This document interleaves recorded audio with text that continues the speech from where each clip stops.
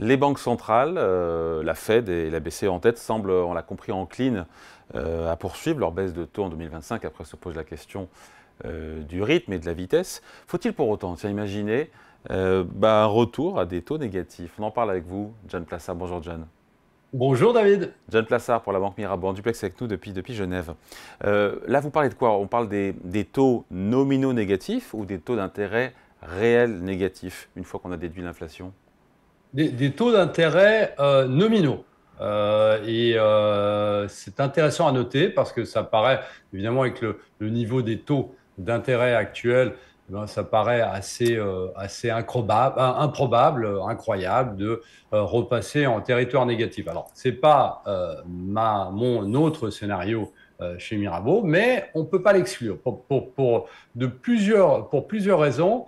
Euh, la première, c'est que vous avez plusieurs membres, que ce soit de la Banque centrale européenne, de la Banque nationale suisse ou de la Banque de Suède, qui vous disent que c'est un outil. Vous savez, on appelle ça les différents outils qu'on a dans la caisse à outils des banquiers centraux, ils l'appellent comme ça.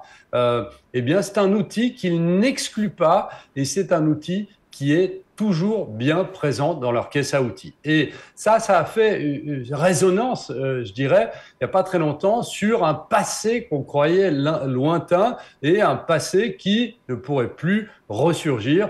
Et pourtant, en fonction de l'actualité économique, en fonction de l'évolution de l'inflation, eh bien, on ne peut plus exclure, ce n'est pas moi qui le dis, c'est les banquiers centraux, de revenir à un moment ou à un autre dans des taux négatifs. Si je prends juste, si vous me permettez, David, si je prends juste le cas de la Banque nationale suisse, qui a des taux d'intérêt qui sont à 0,50%, donc vous me direz, c'est pas beaucoup, hein, on est tout proche des zéros, eh bien, vous avez un consensus qui se dessine pour dire qu'à la fin 2025, eh bien, la Banque nationale suisse pourrait passer en taux négatif. Et Mais, donc, on est dans une situation où on peut le toucher, hein, c'est dans quelques mois, à la fin de l'année 2025, et donc, théoriquement, ce serait possible. oui, Alors, mais pour les autres John, là vous avez un billet domestique qui est fort. Vous parlez de la Suisse ouais, avec une tout à inflation qui est autour de 0,5, je ne sais plus, ou 0,9%. fait. Voilà, je veux dire, BCE ou Fed, quand on voit l'inflation et même le petit réveil de l'inflation, que ce soit des deux côtés de l'Atlantique, vu d'ici, on a du mal à croire, effectivement, à court terme en tout cas, un retour à des taux négatifs. Nominaux, Oui. pas réels. Hein. Alors, vous avez raison. Maintenant, ce qu'il faut regarder, je pense que c'est le plus important, c'est voir quels sont les impacts économiques d'un passage en taux Hmm. Mais négatif ou d'abord, à juste des... d'abord, John, dans quelle Ah, voilà, configuration justement, macroéconomique faut qu'on ait pour que BCE et Fed, de tout à nouveau, fait. parce Alors, qu'on pensait il que faut c'était qu'on rentre vraiment, en, qu'on il était faut qu'on ressorti rentre en définitivement de récession. cette période-là. Hein. Il faut qu'on rentre en récession, faut que l'Europe rentre en récession ou d'autres pays qui voudraient potentiellement mettre des taux négatifs. Et pourquoi? Parce que si on rentre en récession, eh bien, on est dans une situation où il faut absolument stimuler l'économie, restimuler l'économie, inciter à dépenser et à investir plutôt qu'épargner. Parce que vous savez que lorsqu'on rentre en récession, eh bien, selon la théorie, eh bien, vous êtes beaucoup plus à même d'épargner parce que théoriquement, vous avez peur pour votre job, vous avez peur pour l'entreprise dans laquelle vous travaillez, etc., etc. Donc, il faudrait théoriquement toujours, pour qu'on passe un moment où qu'on réfléchisse à passer en territoire négatif, que l'économie européenne se dégrade encore plus qu'elle n'est aujourd'hui et qu'on arrive dans une situation où, à cause de la récession, vous avez l'inflation qui baisse.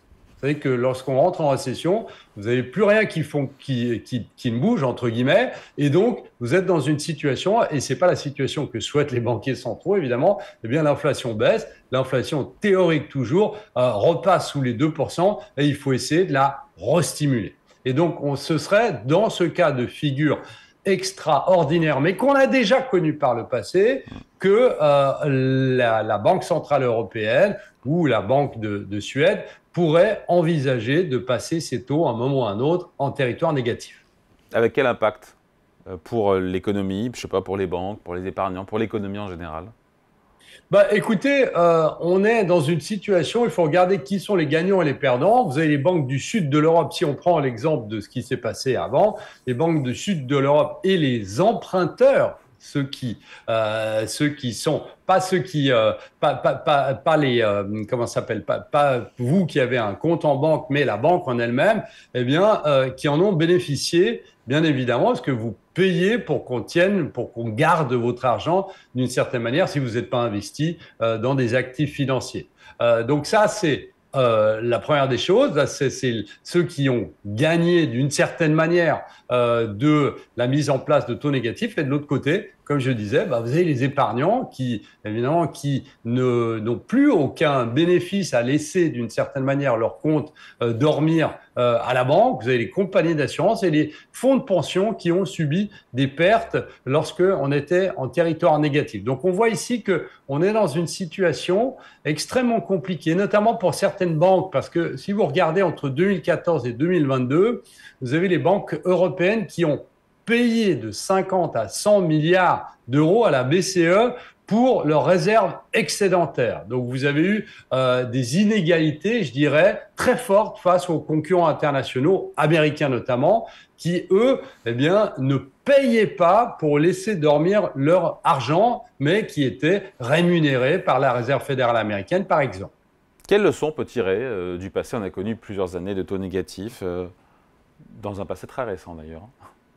Oui, alors c'est une très très bonne question parce que justement lorsque les banquiers centraux dont on a parlé ont évoqué le retour potentiel, je répète, hein, c'est un outil qui est toujours dans la caisse à outils, eh bien évidemment la question a été de dire comment est-ce que ça s'est passé lorsque vous avez mis les taux négatifs? Est-ce que vous êtes satisfait de l'expérience que vous avez eue? Alors évidemment la première réponse elle est oui, c'était très bien. La deuxième réponse, très concrètement, c'est que on a vu notamment en Allemagne, et c'est un exemple assez criant, on a vu en Allemagne que les banques qui, elles, avaient mis des taux négatifs pour les épargnants, eh bien, on avait vu que lorsqu'elles les avaient mis en place, eh bien, l'épargne avait progressé. Pourquoi elle avait progressé? Parce que dans la culture allemande, mais qui peut se généraliser, eh bien, si une banque met ses taux d'intérêt en territoire négatif, eh ben, c'est qu'elle craint pour l'avenir. Donc, si elle craint pour l'avenir, ils vont mieux avoir de l'argent de côté. Et donc, on a vu une hausse de l'épargne, alors que théoriquement, comme on l'a dit avant, c'est plutôt pour essayer de stimuler la consommation. Donc, en fait, en Allemagne, c'est le contraire qui est arrivé. Et donc ici, si on regarde très concrètement, au-delà des discours des banquiers centraux, eh bien, on a vu que il n'y avait pas vraiment eu l'effet escompté. Et c'est, si on parle de la Banque du Japon, hein, qui a laissé ses taux négatifs très longtemps, eh bien, on ne peut pas dire que ça a réellement stimulé la croissance économique. Alors, ça peut être empêché qu'elle soit encore plus négative, soit, mais ça n'a pas vraiment stimulé l'économie comme théoriquement ça devrait être le cas. Donc ça reste une solution de dernier recours en cas de nouveaux chocs, de nouvelles crises économiques. Oui, tout à fait. Et puis, on imagine ici que si la Banque centrale européenne, l'année prochaine, en 2025, devrait être entrée en territoire négatif, c'est vraiment qu'il y a un énorme problème, avec l'économie en zone euro, avec l'économie mondiale qui les forcera à rentrer là. Alors, comme vous l'avez dit avant, la Banque nationale suisse serait probable, potentiellement, la Banque centrale européenne, à mon avis, il faudra attendre un peu plus longtemps pour que, elle se mette d'accord, parce qu'on a vu qu'il y avait des pays qui en bénéficiaient, notamment les pays du Sud, mais les pays du Nord, comme l'Allemagne, n'en bénéficient pas. Et donc, on serait dans une situation où il y aurait des nouvelles tensions politiques au sein des membres de la Banque centrale européenne, et je ne pense pas que ce soit ce que Mme Lagarde souhaite. Allez, merci beaucoup. Explication signée John Plassard pour la Banque Mirabeau en duplex avec nous depuis Genève. Merci John, salut. À bientôt.